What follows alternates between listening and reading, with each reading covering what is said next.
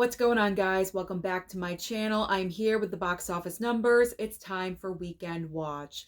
The $40 million opening weekend streak for Warner Brothers has officially come to an end. One Battle After Another did debut at number one, but it only brought in $22.4 million just domestically, and the worldwide total is only $48 million. The budget for the film, I believe, is around $130 million. And so with major competition coming up in the month of October, I do not see One Battle After Another making its budget back or any kind of profit at all. This is extremely disappointing because One Battle After Another is a masterpiece. It is a fantastic film. Yes, it does have a lot of hot topics in the film. It is political, but it is worth your time and also your money. Leonardo DiCaprio and Sean Penn are absolutely amazing in the film, and the entire supporting cast are incredible. The way the film was written and directed by Paul Thomas Anderson, this movie deserves to be an award season contender and possibly a winner for Best Picture or even Best Director at the Oscars. The film is fantastic. If you are waiting to watch One Battle After Another on streaming, I highly encourage you to reconsider because this kind of movie does not come along very often and it deserves to be seen on the big screen. Yes, it is a long film. It's almost 3 hours long. But many of you went out to go and check out Oppenheimer. That was a 3 hour long movie, and that film almost made $1 billion. So let's try to go and check out One Battle After Another. If you have an extra 3 hour window during the week sometime or this coming weekend, go and support this film. I know I sound like a broken record about people wanting original material films and no one going to see them, but One Battle After Another is actually the perfect example because this is an amazing film, and I feel like a lot of people are going to miss out on it, or you're just waiting to watch it on streaming. And so if you can find the time, please go and watch One Battle After Another because you will not regret it. It is amazing. Now, after my long endorsement, let's talk about the rest of the top five. Second and third place. Second place, I completely forgot to mention Gabby's Dollhouse in last week's video. And look what happened. Gabby's Dollhouse debuted in second place with $13.7 million and only $19 million worldwide. Third place is Demon Slayer. Demon Slayer brought in $7.1 million and the worldwide total is $605 million. Fourth and fifth place. This is extremely disappointing because The Strangers Chapter 2 could not even beat out The Conjuring in its debut weekend. So fourth place goes to The Conjuring Last Rites with $6.8 million, and worldwide this movie is headed towards $500 million. It's currently $435 million worldwide.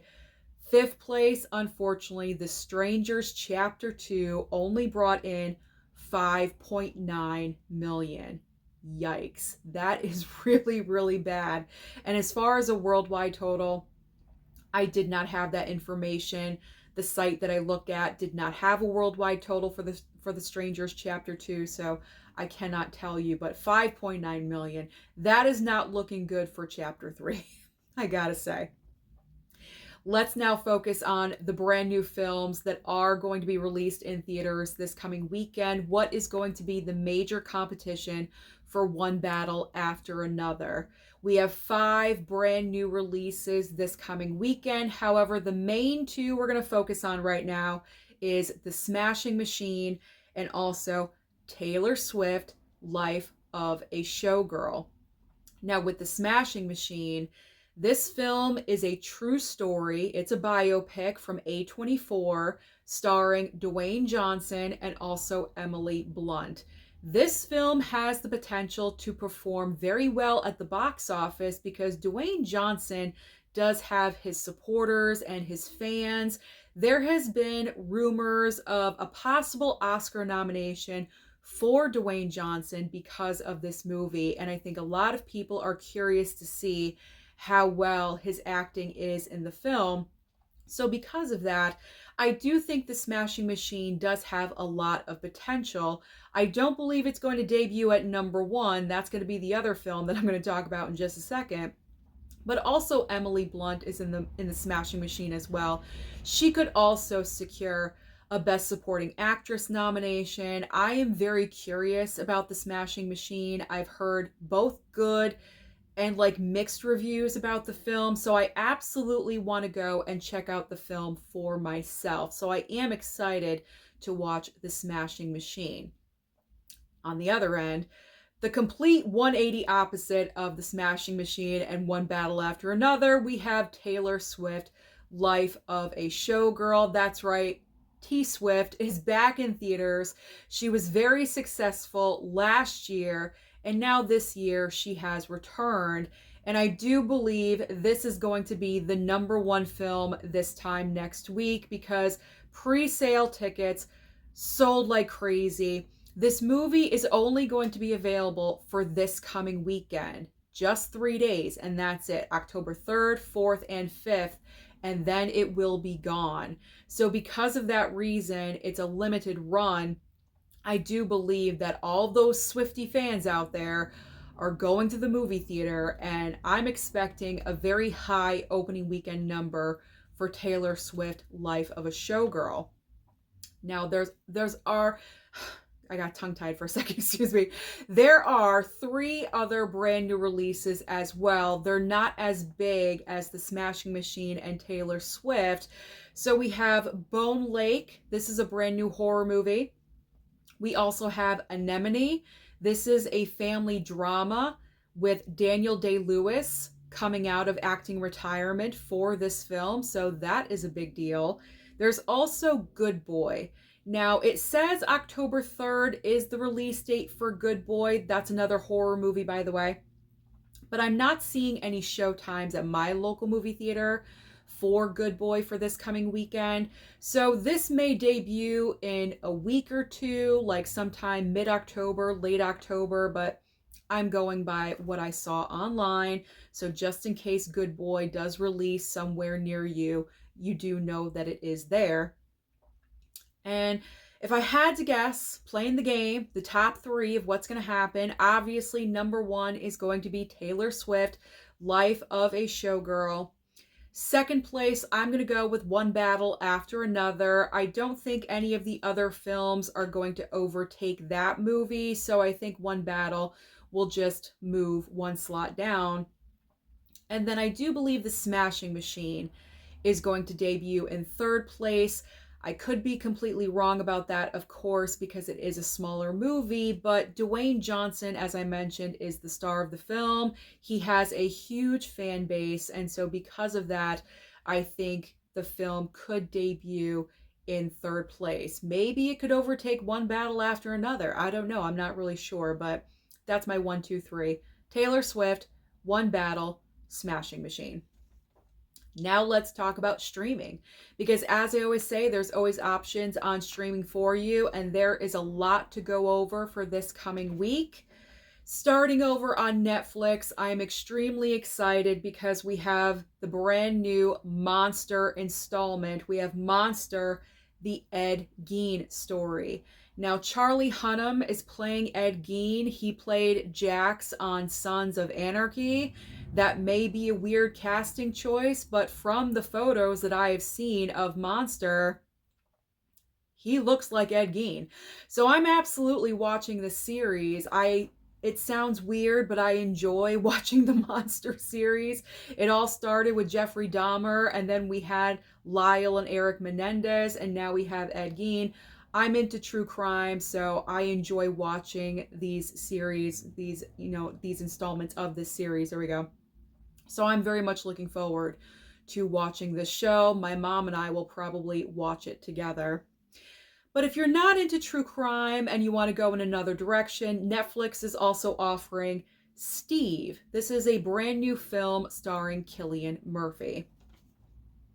Over on HBO Max, they are premiering Bring Her Back. This is one of the better horror films that we've had this year. I'm not really sure if it's going to be in my top 10 of the year, but it's absolutely a solid film. I enjoyed it when I saw it in the theater. I would like to watch it again. If you did not see this movie, I encourage you to watch it because it is absolutely worth your time. Now, over on Hulu, we've got Werewolves and also the debut of a brand new series with Glenn Powell called Chad Powers. Prime Video has a brand new film with Mark Wahlberg and also Lakeith Stanfield called Play Dirty. I thought my writing said Party Dirty. No, it's not Party Dirty. It's Play Dirty. There we go. I can't read my own writing. I apologize. Peacock. Now let's talk about Peacock. Peacock is premiering Honey Don't. This film was just in theaters. It didn't really do much. And so because of that, Universal just is going to drop it over on Peacock pretty quickly. So I may check out this movie. I was like, kind of, do I want to go and see it at the theater? And I was like, nah, I'll wait. It just seemed like a streaming film to me, unfortunately for me to say that, but it did kind of have that vibe. So I will watch it. I'll watch it on streaming and check it out. Now, Paramount Plus has 2 back-to-back premieres this week. So September 30th on Tuesday, we have The Naked Gun with Liam Neeson and Pamela Anderson. And then the following day, on my birthday, on October 1st, we have Fight or Flight. Now, I did not really care for Fight or Flight, so that's a one and done. But I will absolutely rewatch The Naked Gun with my parents because they love the original Naked Gun with Leslie Nielsen. And so I know my dad is really going to love that film. So we will watch that together. Ending everything today with Apple TV Plus, we have The Lost Bus. This is a brand new film with Matthew McConaughey. Wow, Matthew McConaughey. Matthew McConaughey, there we go. And America Ferrera. I heard this is based on true events. And if so, that's incredible because what's happening in this movie is a wow situation. And also, I heard great reviews about the film as well. That is everything that's currently happening at the box office and also on streaming. So comment down below and let me know your thoughts about what happened with one battle after another. Why do you think this movie just did not really click with people? Is it too political, too hot topicy? Is the movie too long? Why do you think this film did not perform better at the box office? Don't forget to like and subscribe before you leave, and I'll see you next time.